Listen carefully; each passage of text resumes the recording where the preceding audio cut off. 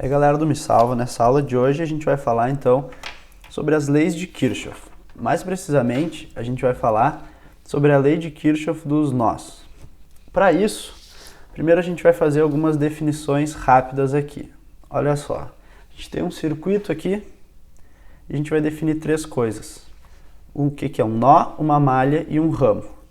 Um nó, ele é um ponto do circuito onde se juntam pelo menos três fios condutores. Nesse nosso circuito a gente tem um nó aqui, ó, e um nó aqui. Porque tem 1, 2, 3 condutores se juntando nele aqui. Uma malha é um caminho fechado pelo qual uma corrente elétrica pode passar. Nesse nosso circuito a gente tem uma malha aqui, ó. A gente tem uma malha aqui.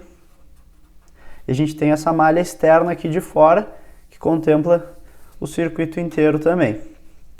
Por fim, vamos falar o que é um ramo. Ele é um ponto, ele é um pedaço do circuito que não precisa ser necessariamente fechado, mas que liga duas partes. Olha aqui, nós temos um ramo aqui, onde tem um resistor, nós temos o outro ramo aqui, onde tem um resistor e uma fonte de tensão, e esse outro ramo aqui, onde tem essa nossa fonte de corrente. Bom, feitas essas definições, então, vamos explicar o que é a lei dos nós, ou KCL, que vem do inglês Kirchhoff Current Law.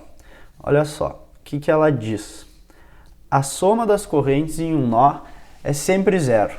Sempre zero porque é uma lei. O que diz uma lei é válido sempre. Então, nos nossos circuitos, a gente sempre vai poder usar essas leis de Kirchhoff. Olha aqui. Esse aqui é o nosso nó, onde tem umas correntes entrando e umas correntes saindo. Matematicamente, a gente vai representar essa lei de Kirchhoff assim, ó. O somatório das correntes em um nó é igual a zero. Tá? Então, olha aqui, se a gente tiver uma corrente IA, uma corrente IB, uma corrente IC e uma corrente ID, a soma delas vai ter que ser zero. Isso, na verdade, é bem intuitivo. Por quê?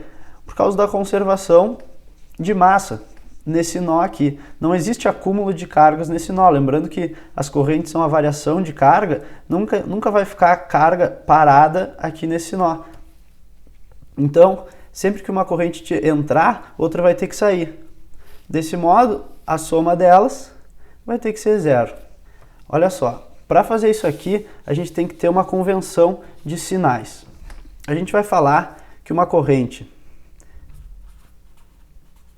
que entra em um nó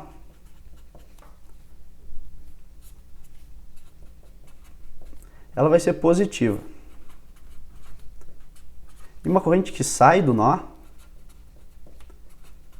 ela vai ser negativa. Por que isso? Porque imagina que a gente tem esse aqui, ó, no nosso exemplinho aqui, IA, IB, C e D. Nesse nosso caso, IA e IC estão entrando. Então, elas são positivas. Então, IA mais IC. IB e ID estão saindo, então elas vão ser negativas. IB menos ID, isso tem que ser igual a zero. Essa lei é válida sempre em qualquer nó de qualquer circuito que a gente tratar até o final do curso aqui. Vamos fazer um exemplo rápido para ver como é que a gente aplica essa lei aqui. Olha só. Tá vendo esse circuito aqui? A gente sabe que tem 2 amperes aqui, 4 aqui, 1 aqui, e que tem um resistor de 3 ohms. A nossa pergunta é, qual a tensão no resistor de 3 ohms? Bom, tranquilo, olha só. A soma das correntes tem que ser igual a zero. A gente tem 2 aqui entrando, positivo, 4 saindo, negativo, e 1 saindo. Essa aqui, ó, a gente não sabe se está saindo ou entrando ainda. Pelo desenho aqui, a gente botou ela entrando, então a gente vai botar ela positiva. Vamos fazer as contas aqui, ó. 2 mais. Essa aqui a gente pode chamar de Ix. Então, 2 mais Ix menos 4 menos 1. Isso tem que ser igual a zero. Fazendo essa conta, a gente vai ficar aqui menos 5 mais 2, isso vai dar Ix menos 3 igual a 0, de modo que Ix é igual a 3 amperes. Bom, a gente sabe que o Ix aqui é 3.